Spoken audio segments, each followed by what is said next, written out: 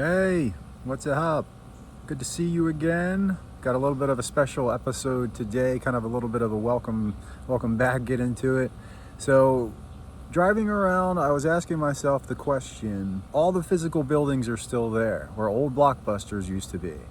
So what are we spending our money on now? So I thought it would be a cool little video, take me back to when I was renting videos in the 90s and early 2000s. All the buildings are still there. So what are we spending our money on as opposed to renting DVDs? And let's take a look. We're going to break it down by basically service. And to be clear, I know since we're not renting videos anymore, it's more going to streaming. Since we're not spending $4 or $5 a weekend on movies, that kind of would add up to what your streaming bill would be. But remember, these movies were on top of your cable bill. So if we're substituting movies in general with something like a streaming bill instead of a cable bill, we still have money then to go to these physical buildings. So the question really was, what are we doing? But I think it's also to answer the question, if DVDs were rented now, would I go do it if that was available somewhere?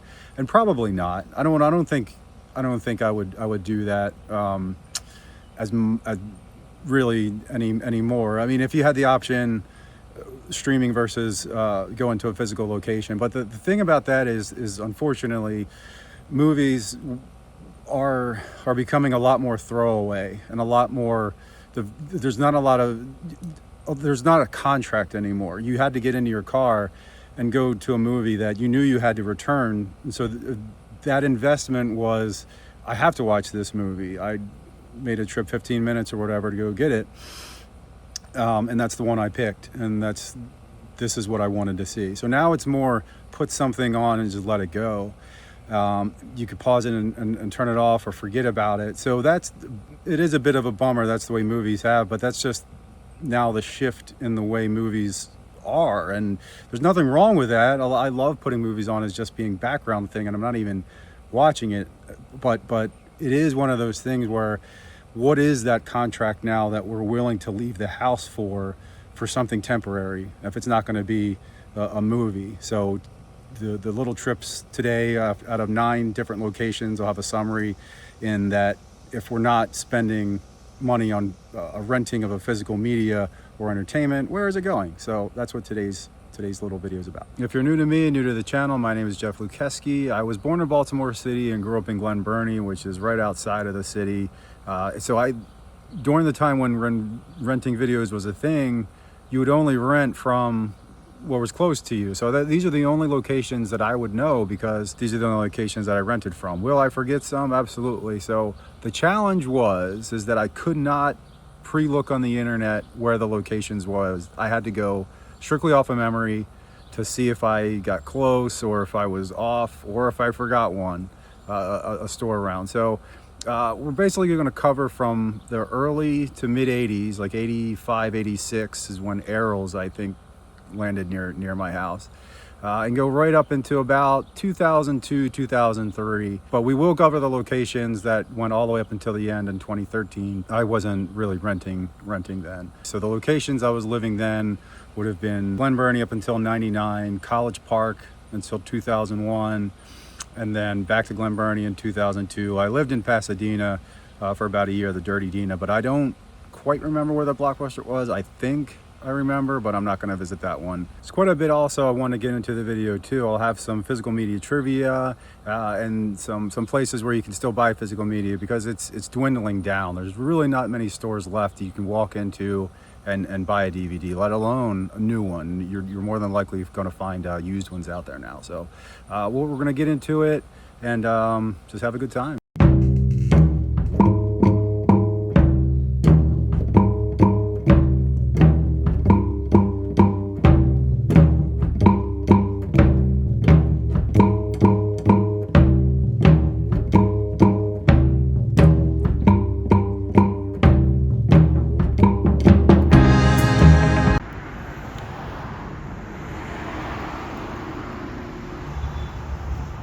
So I was probably the foggiest on this location, exactly where it was. Now, this was not a Blockbuster. This was the first video rental store that I can remember that was in Glen Burnie. So this is more or less downtown Glen Burnie. We're at B&A Boulevard, across from that, next to that Food Lion, kind of a downtown GB.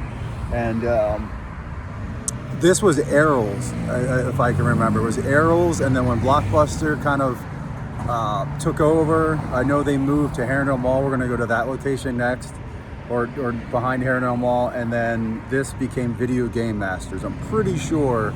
And now it is Nails and Spa, and because of the Hollywood sign, I think it kind of stuck with the fact that it came from a movie store. I'm not positive, but remember, let me know in the comments if I'm wrong. I'm going strictly off of memory here.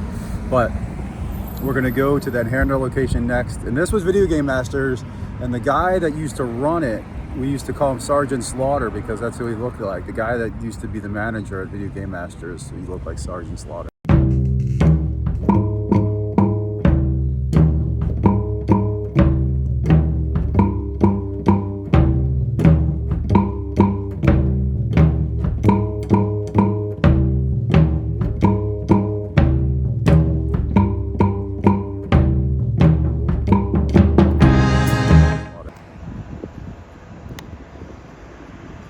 If you're an OG GB, a lot of you remember Herondale Mall in its prime, Value City, people going in and out. It's dead now. And this was, as far as I can remember, this is when Errol's got a little bigger, and they're Crazy Crab. So I've never been inside Crazy Crab. I think this has been a bunch of different restaurants since those days, but 99% sure this was an Errol's. And then Errol's, when they got bigger than the one on B&A Boulevard, they had to take up a bigger space here.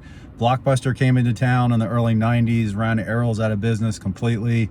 And it's kind of just been a revolving door of businesses since, and Herondale Mall really hasn't really recovered. But it wasn't because Blockbuster left, but Herondale Mall just had just a bad mall.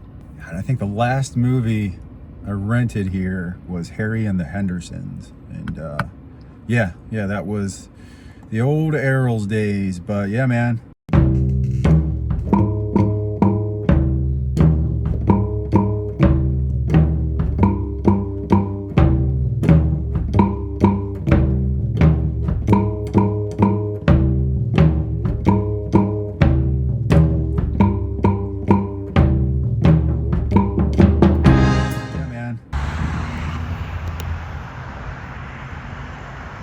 Now this particular Blockbuster location, right off of Ritchie Highway, next to the MVA and Glen Burnie, whatever you want to call it, Brooklyn Park. I mean, it's all fucking Glen Burnie to me. But it's this was kind of the go-to for a long time before a second location opened up. So this came in probably around 91 as part of this little blow up when Leadmark. I don't know if you remember Leadmark. Leadmark was this giant store that is where the Walmart is now on Ordnance, and that was a big deal back then. Big box retailers were just coming into Glen Burnie. Walmart, I think, arrived in 91 on Crane Highway down there. Target followed a couple years later in 96, and this was part of that little build-up. It was right across the street from, on Ritchie Highway, this restaurant called Po Folks. But this is now a Verizon, so it kind of makes sense. We're trading in our movie dollars to spend on our phones. So that's that location.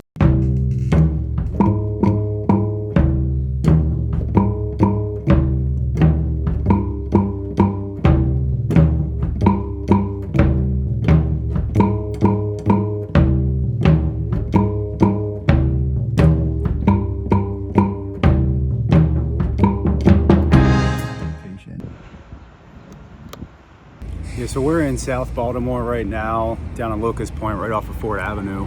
And the Southside Shopping Center, when that came early 90s, that was a huge deal for Locust Point, because remember, this was just a port neighborhood. Anything big box like that, like a McDonald's, was a big deal in the early 90s. And then Blockbuster came shortly after that. And as we could see, it's Chipotle now and Starbucks. So we've traded our money from renting movies and games to diarrhea, and that's okay. Yeah, so this site particular, South Baltimore, the only one I remember, honestly, and that has gone to Chipotle and Starbucks. So, food.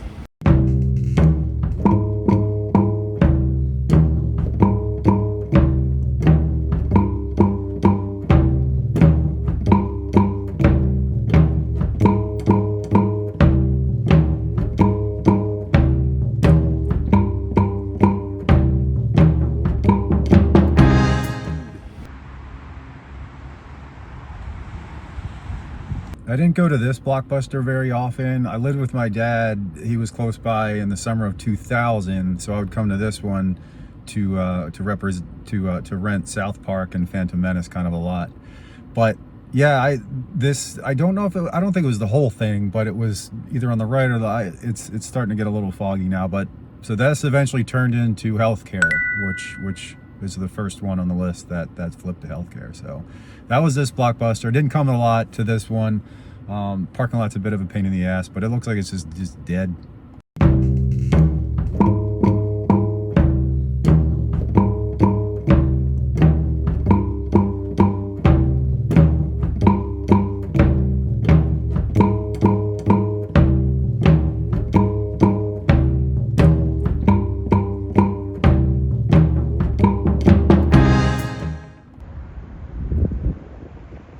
Blockbuster is another food. This particular location, this is in Cromwell Plaza. So if you're familiar with Cromwell Plaza now, it is kind of a train wreck. Pun intended, because of the light rail. Now this was the last surviving Blockbuster. This closed in 2013, summer of 2013. They were doing that liquidation where they're getting rid of their fixtures and all that stuff. So this was the last one hanging.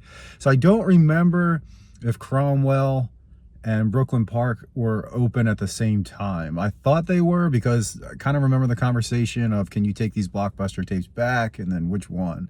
But I also don't remember if that one closed to open this one. I can't remember, but this was definitely the last surviving Blockbuster that closed in 2013.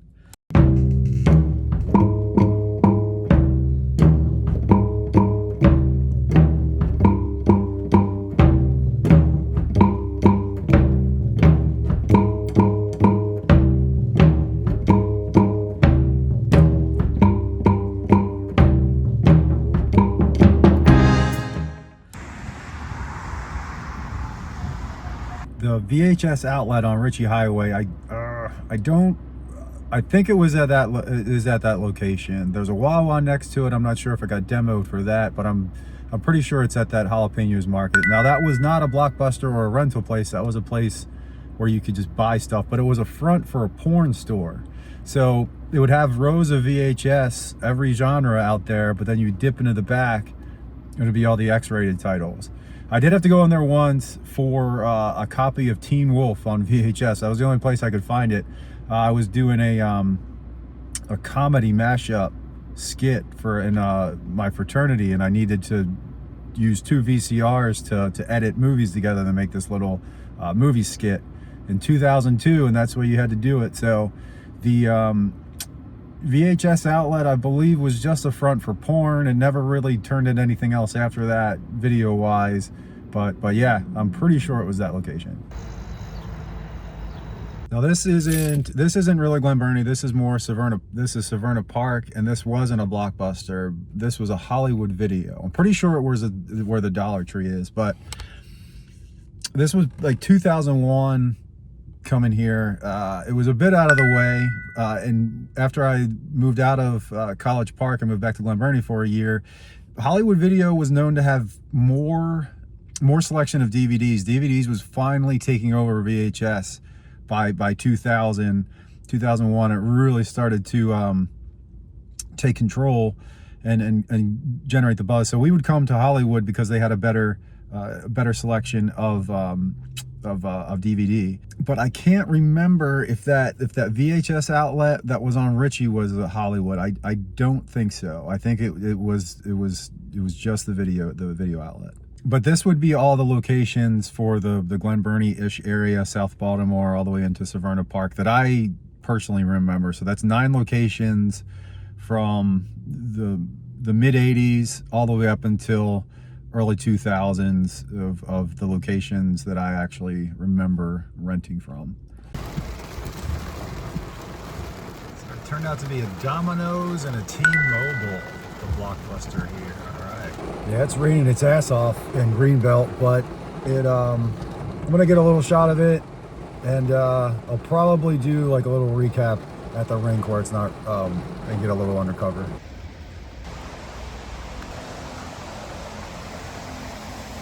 I was gonna do some DVD and Blu-ray facts on the rink, but it's kind of loud here too, so I'm gonna find a more quiet spot. Yeah, those storms were pretty crazy that day trying to film in Greenbelt. So Greenbelt was when I was in College Park, living there from 2000 to 2001. I actually worked at the Target across the street from that Blockbuster, so I got to see a lot of the dawn of all of it. So that Blockbuster in particular, though, turned into a double. So we're gonna have to figure out a way to divide that up. But that was a food and phone flipped into. So it's pretty much a trend there.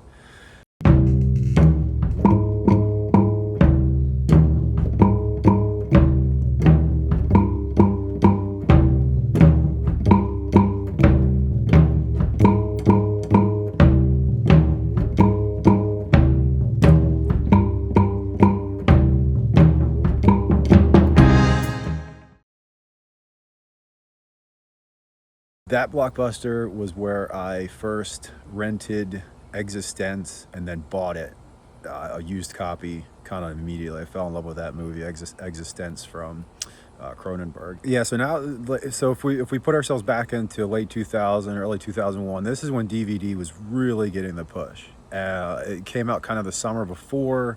If you remember those initial Warner Brothers packages, the worst.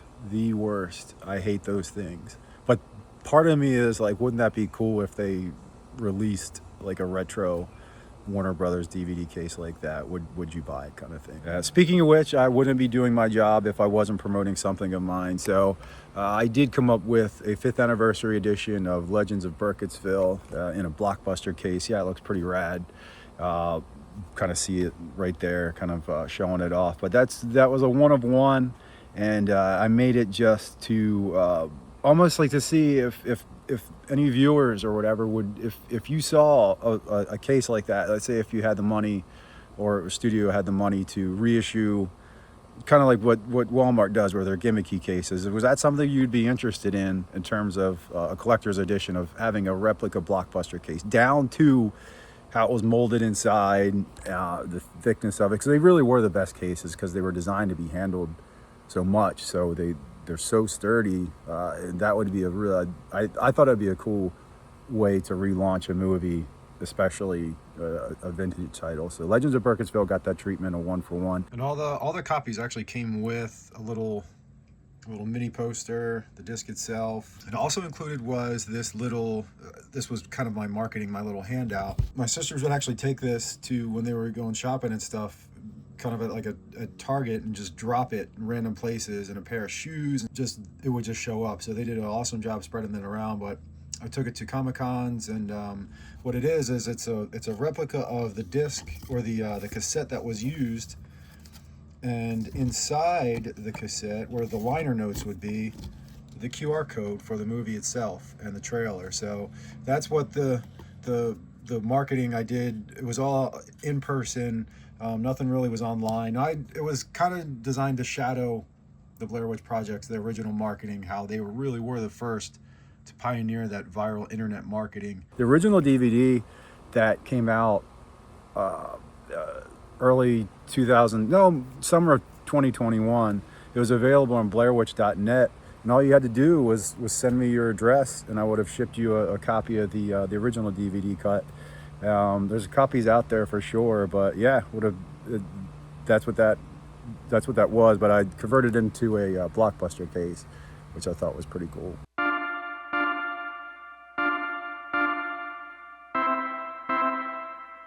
So this is now 2000, when DVD was kind of getting its own footing. And a lot of people associated it with being digital video disc and immediately associating with movies and just calling it DVD stands for digital video disc. What happened was around that time is that computer companies started to complain about it, to say, well, then that takes away from our point of view from what a DVD is.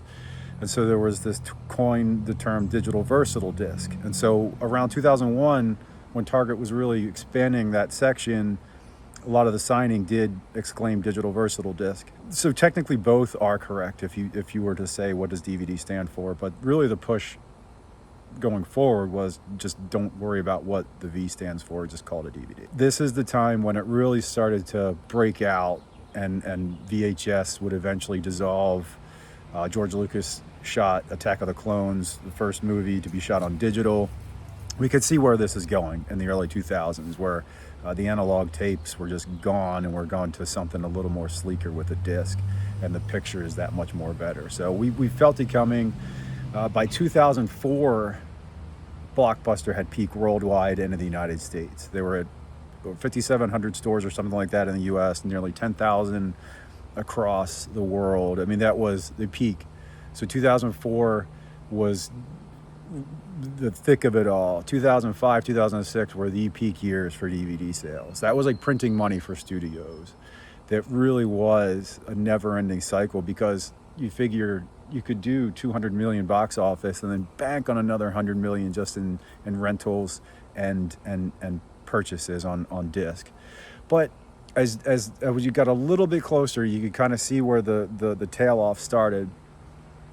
2007, it was probably the beginning of the collapse. By 2009, Blu-ray had won the war between HD, DVD, and Blu-ray, so they started to pop up in places. Facebook was exploding. Twitter was now on the scene in 2009, and this is when we started to get more attached into these phone things, and it started to occupy a lot of the time, and it started to create this feeling of we need things now, because everything was now starting to get pretty instant. And so if we can have everything in an instant, like music, movies are just digital files anyway now. So we've got to figure out a way to get those just piped right into your house via on demand, and not just wait for it to be on cable. So by then, 2010, it was really the decline of physical media as it started. I mean, it still exists, man, but look at it this way. If you go, there's only a handful of places you can get discs now. Walmart for sure. I mean, they're still keeping up with, they've got these like gimmicky covers and they reissue things, but the square foot, the footage of the aisle has shrunk significantly. Target discontinued them, and it's not like the prices are going down either. It's new releases are running in 4K or like almost $40. You can see why it's just tapering off. It's becoming almost just like a collector's thing that can go around. But yeah, speaking of Target, yeah, it was a long time there. But yeah, being with Target to see the ushering in of discs, and then see the decline firsthand, to see it all. But yeah, my Target career was basically building burning down, shit everywhere, lines out the door, but the new releases were ready to go every fucking week. That's all I did. I found my way to just mess around with movies no matter what. Shit everywhere. Like, movies are zoned. But no, seriously, like, but yeah, it's down to Walmart being kind of the biggest one to get a movie. Obviously thrift stores, Goodwill and everything, they'll have all the used ones. What is it? Barnes and Noble, FYE, those multi kind of the bookstores and stuff. But yeah, I remember Borders used to have them. Target got rid of them. Coincidence or not, as soon as I left, movies stopped getting carried at Target. Did I have something to do with that? I don't know. All right, you ready to wrap this bitch up? Let's get the final tallies. How did you do on trivia? I don't know. Not like I'm going to give you anything anyway, but I hope you did good. So let's do the final tally now. So it broke it down. So we're gonna go 9 locations total, but 12 businesses. And remember, this is only the stuff I remember. I could be wrong. So 500 views, I'll do a follow-up episode to see if I was accurate. I'll look, and 1,000 views, I'm gonna go through Glen, Burnie, South Baltimore to revisit where movie theaters used to be, or the ones that I used to go to that are gone. So let's get into the tally. 6 we're gonna categorize as food: Crazy Crab, Chipotle, Starbucks, the Sushi Joint, Jalapeno Market, and Domino's. 1 for grooming, 1 for healthcare. I'm not sure if we can lump those 2 together. Well, 3 of them are gonna be phone/electronics. That Electron place, it's like a small electronics repair store, and the other ones are Verizon, T-Mobile, and finally the one in Severna Park just turned into a general retailer store, small box store, Dollar Tree. So that was the rundown, man. 12 businesses that took over Blockbuster locations are just food, and primarily food that to go. So yeah, I guess you technically could eat in all of them, but there are also the to go options. The Crazy Crab, I think, was more designed for sit down stuff. But yeah, we've traded movies for food, man. So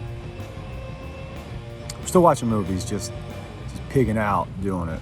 So yeah, like I said, 500 views on this. I'll summarize it to see how accurate I was, and then locations that I missed. I've already been told I missed 1. And then 1,000 views. We're gonna hit up the old movie theaters in the Glen Burnie area. So, all right. Don't forget to like, share, subscribe, all that stuff. Especially if you've got movie fans, you got people that want to get nostalgic for Glen Burnie. I'm not sure why, but hey,